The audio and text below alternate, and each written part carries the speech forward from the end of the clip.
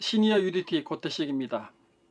지금 UDT가 창설 이래 가짜 사나이라는 유튜브로 인해서 세간의 주목을 받고 있습니다. 과거 아랫만 여명 작전으로 유명세를 탄 적이 있었죠.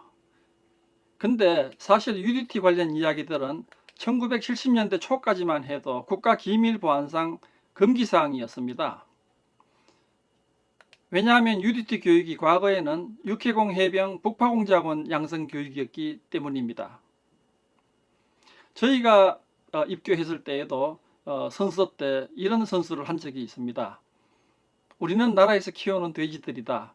주는 대로 먹고 시키는 대로 한다. 우리는 이 선서를 하면서 이게 뭐지? 왜 이런 선서를 해야 되는 거지? 의아해했습니다.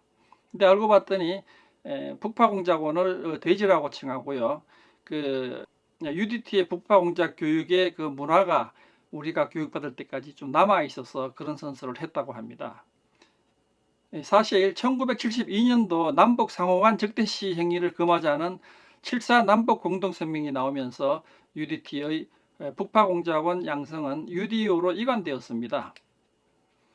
UDT 창설 배경이나 역사 이야기도 재밌을 것 같기도 한데요.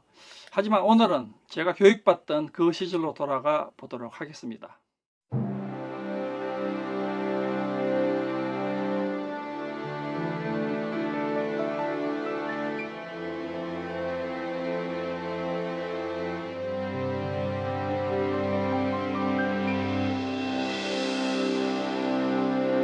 UDT 교육이 일반적인 생각을 깨는 부분이 있는데 그것은 대체로 순박한 친구들이 그 수료율이 높다는 겁니다. 흔히들 성깔 있고 다일질이면서 이 깡패 같은 스타일의 성격을 가진 사람이 특수부대형 체질이 아닐까라고 알고 있는데 사실 그렇지 않습니다. 그러한 성격은 파이팅을 끌어올려서 싸우는 백병전에 좋습니다. 작전 때 흥분해서 심장이 빨리 뛰면 총알이 맞히고 싶은 곳에 잘 안 맞습니다.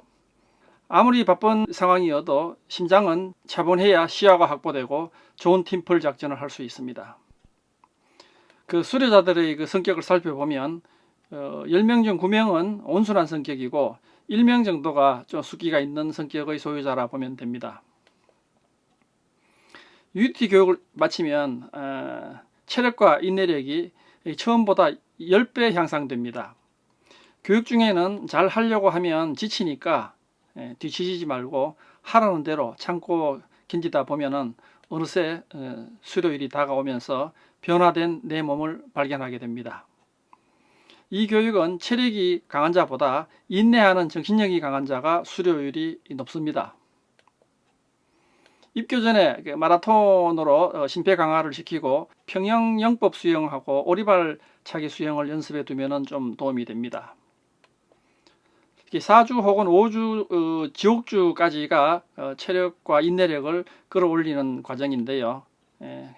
생전 처음 겪는 혹독함에 대개 지옥주에 태교를 많이 하는데요. 장교도 부사관도 일반병도 모두 계급이 없고 생도번호만 부여받고 훈련하기 때문에 차별은 없습니다.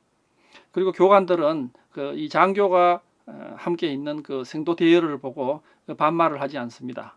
항상 입니까 습니까로 호령합니다. 사적인 대화에서는 하급자에게 반말할 수 있겠죠. 교관이 성난어조로 호령할 때가 있는데 이것은 동정을 기대하는 생도의 심리를 원천 봉쇄하기 위해서 그렇게 합니다. 인간적으로 대해주면 나약해지기 때문에 교관은 절대 냉정해야 합니다. 저는 교육 중에 너무 힘들어서 태교를 몇 번이나 시도했습니다. 그러다가 호된 기합만 받았죠. 구보 중에 발목이 삐어서 더 이상 뛸 수 없는 동료가 태교하는 걸 보고 그걸 따라하느라 진해 장천대로에 가로지르는 철도길이 있었는데요. 그 철도길을 구보로 뛸 때마다 그 철도길 사이에 발목을 집어넣어서 이렇게 발목이 삐게 하려고 시도를 했는데 잘 안 되더라고요. 그래서 그 다음에는 다른 방법으로 취사장 이 화덕 아궁이 옛날 재래식 취사장이었습니다. 아궁이에 잔불이 남아 있을 때 얼굴을 집어넣어서 이 화상 익기 전까지 얼굴이 빨갛게 되도록 만들어서 교관한테 찾아가 엄살을 부리면서 병원에 좀 보내달라고 했다가 기합만 호되게 또 받은 적도 있습니다. 마지막 방법으로는 저는 퇴교하기 위해서 토요일 외출 나갈 때 제 개인 사물을 전부 보따리 사서 실백에다 챙겨갖고 나가서 안 들어오려고. 안 들어오면은 이제 결국은 이제 퇴교됩니다. 그리고 이제 원대복귀 되는 거거든요. 근데 귀대 시간이 다가오니까 막 갈등이 오더라고요. 내가 이걸 정말 이걸 못 견뎌서 내 인생에 이랬어야 되겠느냐, 뭐 이런 갈등하다가 1시간 늦게 들어왔습니다. 그래서 그 1시간 늦게 들어온 덕에 그 기합을 그 당직 교관께서 주셨는데, 그 시궁창에 모기가 바글바글바글한 그 시궁창에 팬티만 입고 1시간 동안 서 있었습니다. 뭐 온몸이 다 그냥 빵꾸가 났었죠. 저에게 UDT 훈련 중에 가장 힘들었던 적은 어느 때였냐라고 물어본다면 아마 사람들은 각각 다르게 얘기할 것 같습니다만은 저는 장거리 수영이 제일 힘들었다고 얘기할 것 같습니다. 수영을 못해서가 아니라 추워서 힘들었습니다. 4마일 수영은 약 7km 정도 되는데 입수하는 그 장소가 거의 수평선 가깝더라고요. 그 수평선 가까운 곳에서 입수해서 육지까지 헤엄쳐 들어오는데 정말 가도 끝도 없고 너무 춥고 힘들었던 기억입니다. 물론 제가 키가 커서 이 로고 PT나 IBS 헤드 캐리 같은 훈련도 남보다 더 힘들었던 것은 맞지만 저는 그래도 장거리 수영의 그 추위를 잊을 수 없습니다. 생각하고 싶지 않는 그 훈련을 꽂으라면은 인분 호수에서 IBS 훈련을 했던 거였는데요.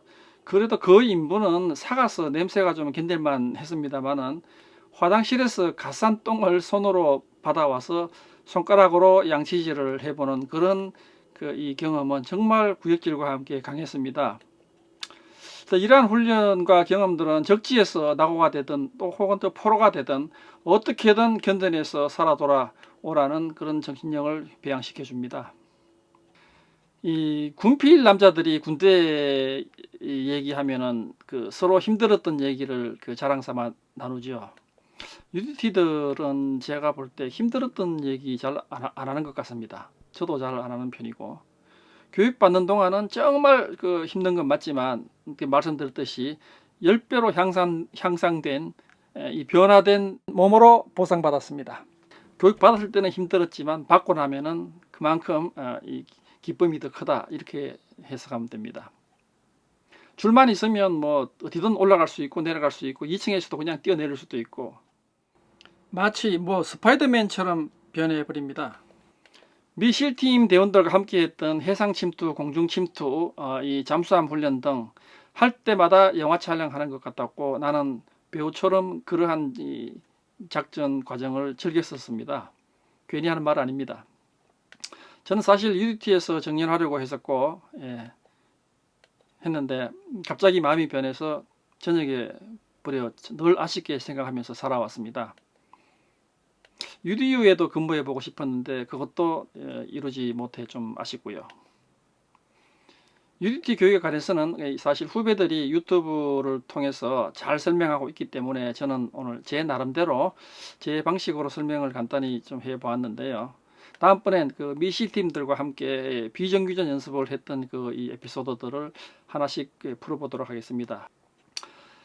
구독과 좋아요로 응원 부탁드립니다. 화이팅!